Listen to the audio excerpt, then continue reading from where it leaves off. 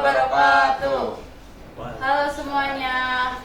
Perkenalkan, nama saya Aris, saya sebagai host. Perkenalkan, nama saya Tessa Aprilia sebagai host kedua.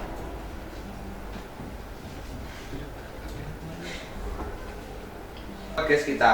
Hari ini kita bakal bahas topik yang bikin perut keroncong, yaitu wisata kuliner. Bener banget, Riz, dan kita nggak cuma berdua. Ada dua narasumber yang udah siap ngobrol bareng kita. Halo Kak Arul dan Kak Ara. Halo semuanya, perkenalkan nama saya Sarul. Saya di sini sebagai narasumber yang pertama.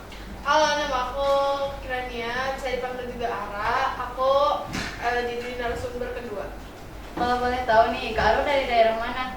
Kalau saya dari Bojongkoneng, kebetulan saya sekolah dari sini dan saya mengambil jurusan di pariwisata. Kalau Kak Ara? Aku sekolah di Dermawan juga, aku juga ngambil jurusan pariwisata. Kalau di Darmawan ada berapa jurusan nih? Ada 4 ya? 4 ya, Ada benar 4 Bang. jurusan.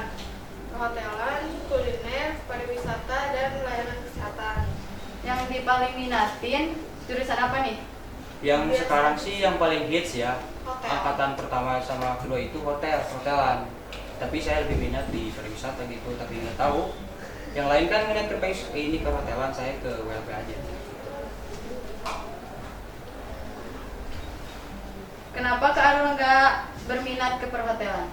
Nah, itu dia pertanyaan. Nah, kalau kan saya sempat ini berpikir ya, waktu masih sekolah di SMP ya, saya minatnya ke perhotelan, tapi saya pikir-pikir lagi kuotanya kan sangat terbatas, jadi saya ngambil di pariwisata. Soalnya, kenapa saya nggak ngambil di perhotelan? Karena yang ngambil udah terlalu banyak, jadi saya mengambil di pariwisata dan ingin memperluas wawasan. Dan di pariwisata itu kan belajar public speaking ya, bukan cuma belajar tentang materi doang gitu. Langsung ke pertanyaan pertama aja ya, buat Kak Arul. Oke, kita mulai dari pertanyaan pertama. Kak Arul, menurut Kak Arul apa sih wisata kuliner itu? Kalau menurut saya, ya, wisata kuliner itu kegiatan yang bertujuan itu untuk menikmati makanan di suatu daerah. Jadi orang-orang datang itu bukan cuma menikmati makannya doang, tapi sambil menikmati spot foto sama pemandangan yang sangat indah. Jadi makanan itu bisa jadi alasan orang datang ke suatu kota. Nah, bener banget. Apalagi yang belum pernah datang ya, yang udah pernah datang aja kan sering banget datang ke situ. Apalagi restorannya yang sedang hits, yang sedang populer banget. Kan kalau orang belum tahu itu kan penasaran banget ya. Kalau istilahnya itu FOMO. Jadi dia itu datang ke suatu tempat sambil menikmati suasana, bukan cuma datang menikmati makanan, tapi dia itu sambil nge-vlog, bikin konten biar orang-orang yang di luar sana bisa tahu. Jadi si restoran itu bisa jadi viral gitu. Kalau boleh tahu, tempatnya di mana-mana ya gitu, kalau tempat kulineran gitu ya. Yang enak. Banyak sih kalau di daerah sini. Kalau di daerah sini biasanya di Jangkauan kan biasanya banyak tuh dagangan-dagangan khas gitu, terus juga banyak restoran-restoran di pinggir jalan gitu. Ya coba aja deh kalian kesana. Harganya itu berapa? Harganya lumayan kayak ya udah rata-rata aja gitu, sebiasa kayak kuliner gitu loh harganya. Nggak murah, nggak terlalu mahal gitu deh pokoknya. Kayaknya enak banget ya di situ ya. Ya lumayan sih. Kayaknya kalau misalkan dibilang enak ya semua makanan juga enak ya. Ya. Nah itu sih tergantung selera lidah kita juga. Ya pokoknya gitu deh.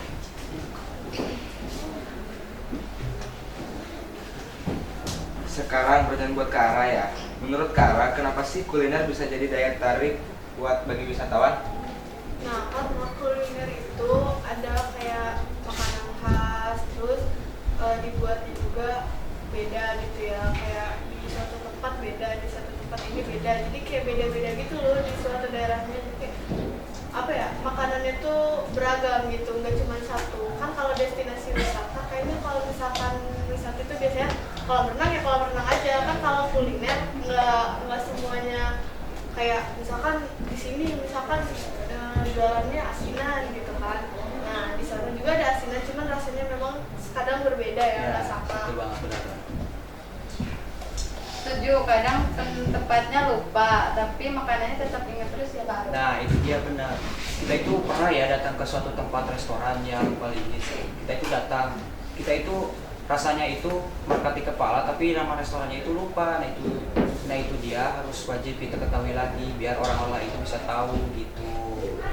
Kan setiap restoran itu mempunyai progresnya masing-masing ya, bukan cuma di bidang stuck di satu bidang doang. Misalkan restoran ini viral dengan ayam bakarnya, nah di si pelayan itu harus mencoba menggali informasi lagi supaya bagaimana restoran tersebut bisa meningkat lagi gitu.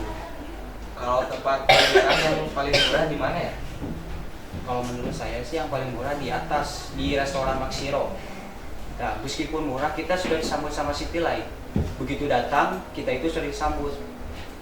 Mulai dari harganya, kalau saya sih sempat ke situ 12.000 ya, pesan kopi satu. Tapi kalau sekarang nggak tahu ya, semakin meningkat soalnya kopi sama ini singkong keju.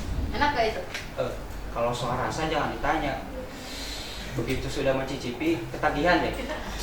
Rasanya melekat di kepala bener banget. Apalagi cocok sambil membawa pacar gitu kan. Banget disambut sama City Light. Gitu. Kalau misal nih kita punya uang 50.000 terus kita harus ke tempat restoran yang paling nikmat pokoknya, di mana itu? Nah itu dia, 50.000 itu kebanyakan kalau menurut saya. Soalnya kan kalau di atas sana restoran itu harganya terjangkau. Udah mah pemandangannya bagus, sama makanannya enak-enak, sama kopi enak banget. Cocok lah kalau mau bawa pasangan ke situ. Coba aja dulu. Nanti ajak kita berdua ya. Iya.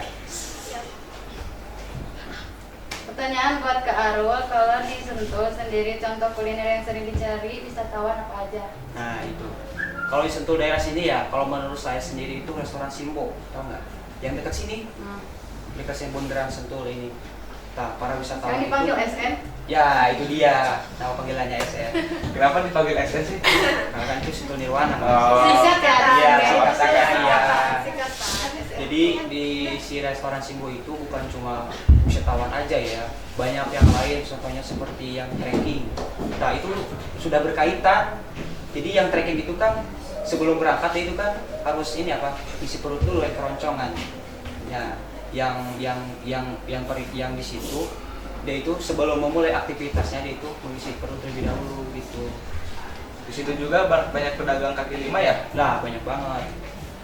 Ya karena di situ tuh biasanya suka dipakai buat jogging juga. Nah benar.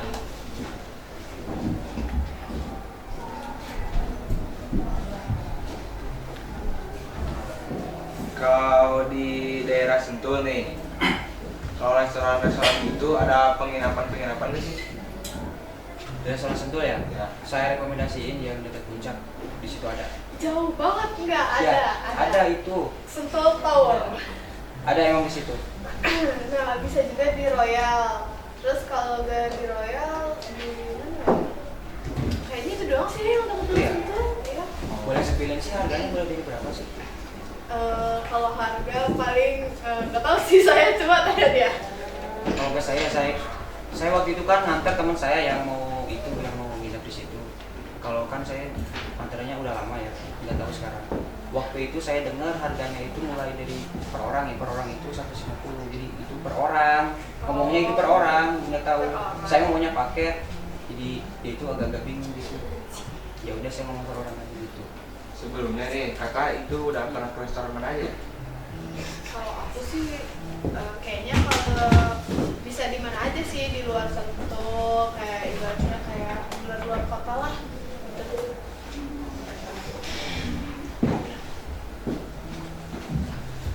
Kalau Kak Arul?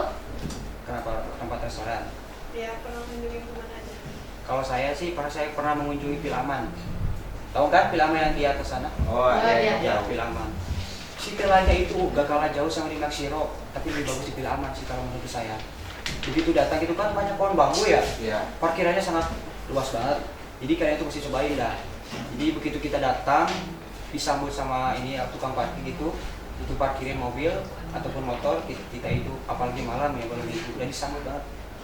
Tambah lagi spot foto dan ada tempat danau juga. Makanannya enak-enaknya di situ ya? Makanannya enak banget, ada ikan mas, ayam goreng, ayam bakar, banyak banget rekomendasi. Bener banget ya kita. Iya. kita jadi pengen ke situ deh. Iya ya, kita Iya nih kalau bahas-bahas tentang makanan gua juga ini. Lapar ya Sokongan kita. perut nih, Iya. kayaknya habis dari sini kita langsung terus aja nggak sih ke Langsung Boleh. aja sih, boleh saja nih, boleh gua mah. Ayo, yang mana nih?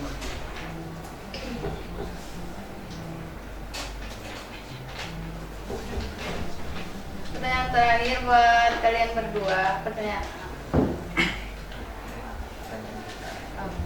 buat ke Ara, gimana caranya supaya wisata kuliner makin menarik nih? Kalau aku sih ya, menurut aku kayak bikin event-event gitu kan, kayak misalkan kalau ada konser nih, kita tunjukin nih kulineran khas Bogor ada apa, misalkan ada asinan Bogor, ada soto Bogor.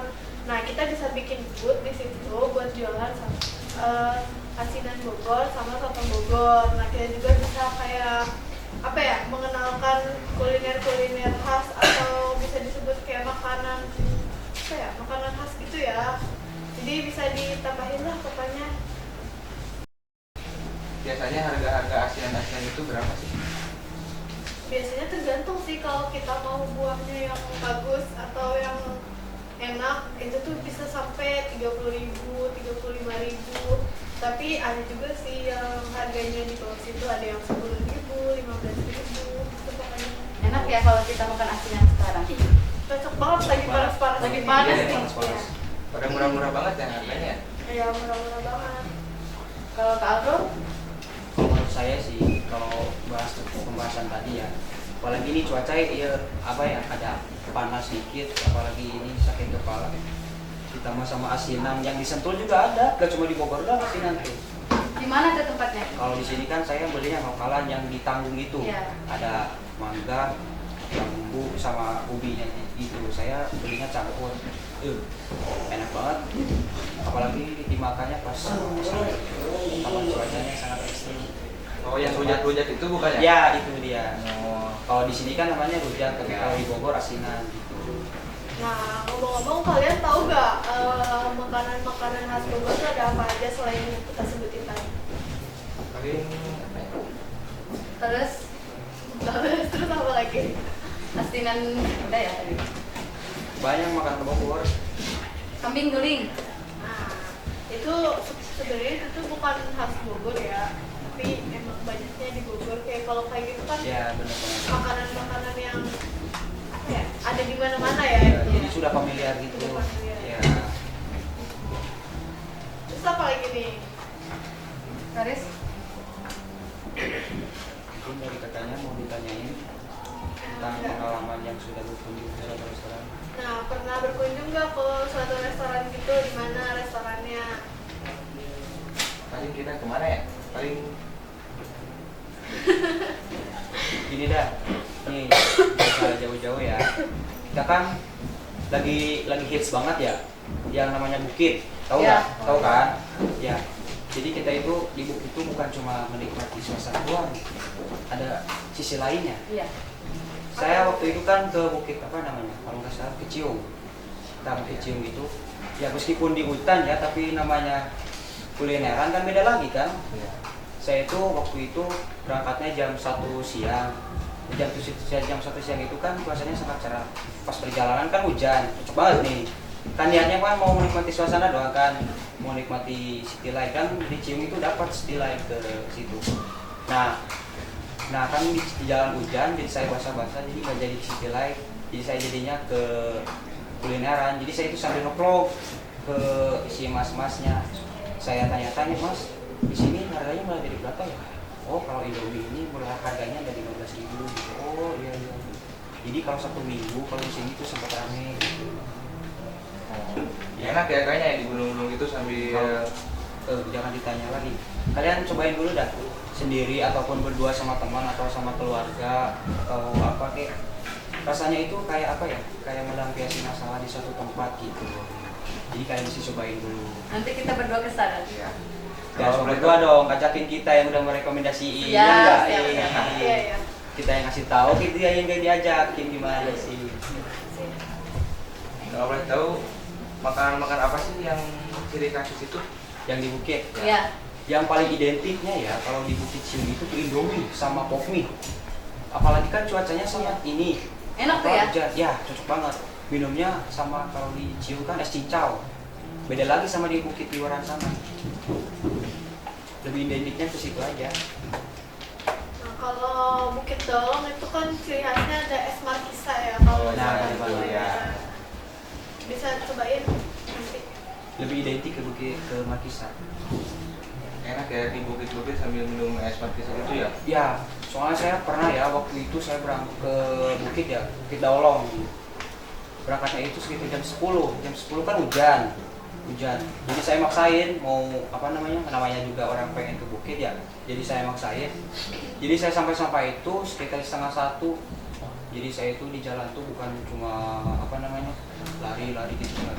Ada warung berhenti. Kan saya belum tahu ya, nanya ke si mamangnya, Mam, kalau di atas sana ada lagi bukit ya? Oh ada deh. Nah saya nanya bukit apa ya? Bukit Daolong. Oh Bukit Daolong, saya penasaran, saya kan belum tahu ya. Saya ke atas, begitu datang, wah benar banget, kan habis hujan ya, jam 1 itu kita disambut sama awan yang berkabut. Awan jadi lautan awan gitu. Nah saya tanya sama ke shelter Daolong ya, tanya-tanya, kan di Daolong itu kan megah banget nih, warungnya megah banget, gede banget. Jadi saya tanya, Bang, sini yang paling hits makanannya apa ya? Kalau makanan di sini hitsnya ini bukan Indomie, di situ goreng-gorengan. Itu ada gorengan apa ya? Kalau di Sunda itu sukun, singkong, ubi. Nah, Enak gak itu rasanya? lah, kok situ Bang? Iya. Soalnya kan kalau para wisatawan nih kalau pengen kayak gitu, dia itu langsung tanya-tanya dulu. Begitu udah disambut jadi papan nih prasmanan ya, udah ada gorengan gitu, dia itu lebih identiknya ke situ. Jadi saya kalau minumannya di sini apa? Kalau menurut saya, kalau minumannya di sini es markisa. Nah saya es markisa seperti apa Bang? Es markisa kan asem. Nah itu dia harus dijawab. Katanya kan markisa itu banyak manfaatnya. Jadi saya tanya-tanya lah ke situ.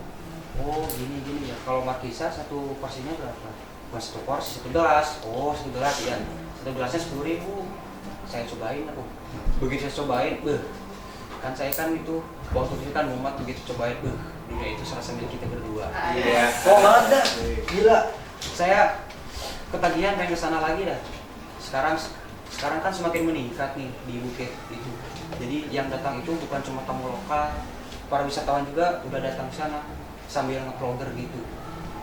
Kalau harga tiketnya berapa? Kalau harga tiket mulai dari harga 25.000 sampai 25.000 sampai 15.000. Kalau anak-anak 15.000, dewasa 25.000. Kalau parkirnya? Kalau parkir nggak terlalu mahal, kan wisata lokal ya. Iya. Kalau parkir itu 5.000. Jadi kita itu begitu datang ya ada di parkiran, jadi jalan dikit ke atasnya udah ada tiketnya. Jadi dari base camp Bukit Daolong ke Bukit Daolong itu sekitaran 4 kilo lebih. Ada bukit apa lagi nih Kak? Selain di Daolong ada lagi, ada Bukit Geger, Ciung, Kalau Panisan di mana itu? Nah, Panisan juga sebenarnya kalau menurut saya ya Panisan itu sejalur sama Bukit Daolong. Sejalur banget. Soalnya kan di Bukit Daolong itu ada pertigaan nih. Kalau kita pengen berkunjung ke suatu tempat lagi, kita kan harus ke Bukit Daolong baru mau ke Panisan. Nah, sebelumnya ini udah pernah ke Bukit belum? Belum. Nah, kalau di situ kan, kalau kakak kan di Daolong nih, jadi kakak tuh pengen ke Bukit Panisan. Jadi kakak tinggal maju sedikit. Itu kan ada pertigaan, kakak mikir aja. Kalau boleh tahu kalian nih pernah kulineran kemana aja, bisa diceritain ke kita ya? Nah, selain ke Bukit, saya juga pernah ke suatu restoran gitu. Boleh mulai dari ke arah dulu, ceritain. Kalau aku sih waktu itu aku pernah ke Bandung ya. Waduh, jauh banget nih ke Bandung. Hebat. Seru nih kayaknya nih, seru nih.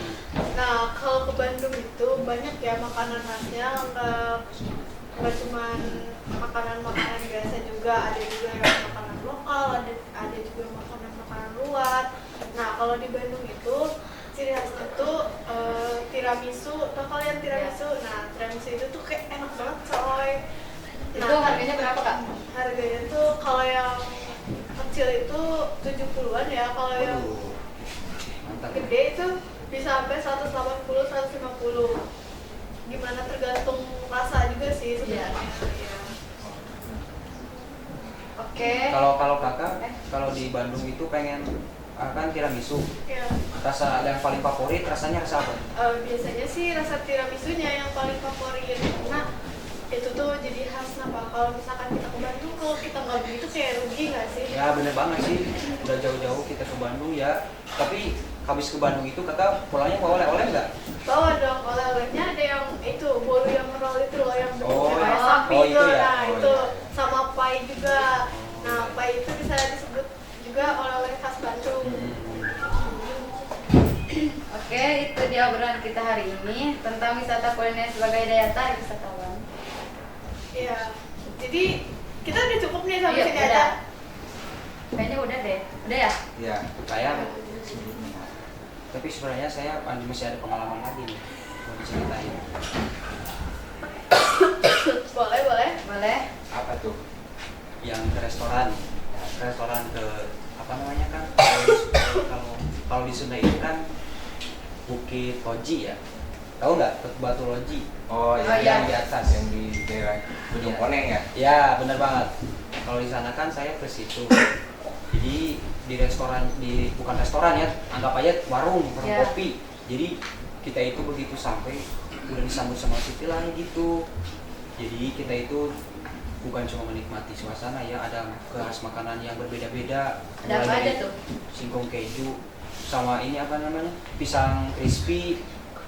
Nah itu dia, saya pesannya pisang crispy sama minumannya itu apa ya, kayak macam-macam gitu. Saya nggak tahu namanya, maca kayaknya. Enak gak sih? Enak banget pokoknya. Itu kan saya sambil apa namanya, sambil ngerjain tugas itu. Jadi ada tugas lain, jadi saya berkunjung ke satu tempat. Jadi kan kebetulan saya kan jurusan pariwisata, jadi Iya. saya itu nanya-nanya ke si abangnya, bang bagaimana cara menjualan di sini ini itu. Jadi saya itu pengen tahu lebih dalam lagi apa sih yang harus kita pelajari di suatu tempat penjualan gitu. Kalau menurut saya sih, saya nanya waktu itu nanya tentang apa namanya, ayam ini nasi goreng tapi pakai keju. Enak gak sih? Aneh banget kan? Aneh kan? Kan belum familiar tuh nasi goreng pakai keju. Nah, aku bisa tanya, bang ini rasanya gimana bang? Nah dia cobain dah, ya udah. Saya kan ragu nih, Ya. nasi goreng pakai keju apa enak. Begitu saya cobain, jadi di si nasi goreng itu ada kayak asam manisnya gitu. Jadi ada khas kejunya itu udah melekat banget sama nasi gorengnya itu. Sama minumnya itu es jeruk pras saya waktu itu. Jadi saya itu nasi goreng seporsi 15.000. Bayangkan kalau di restoran-restoran lain kan itu bukan 15.000, sekitaran harga 35, 40. Es jeruk prasnya itu saya 20.000. Itu dikasih sama madu. Kebayang itu saya total habis berapa ya, 30-an lebih. Enak sih itu. Iya. Jadi kita itu bebas pilih-pilih tempat, bukan nggak pakai nomor untuk pilih tempat duduk atau tempat kita yang ingin dinikmati gitu. Kalau saya kan pengennya yang paling hits ya, yang paling bagus banget. Saya kan cari yang paling tepatnya itu yang paling bagus. Saya cari-cari, nah ini dia nih kayaknya gitu. Begitu saya sampai, mantap banget pokoknya. Kayak sesuai dah. Kita akhiri aja. Boleh? Boleh? Oke, itu dia obrolan kita hari ini tentang wisata kuliner sebagai daya tarik wisatawan. Semoga yang kita sampaikan bisa bermanfaat untuk kita semua ya. Ya. Saya jadi lapar nih. Kayaknya kita langsung kulineran aja cus lah. Boleh. aja. Oke, bye-bye semuanya. Bye. Wassalamualaikum warahmatullahi wabarakatuh. Ini uang.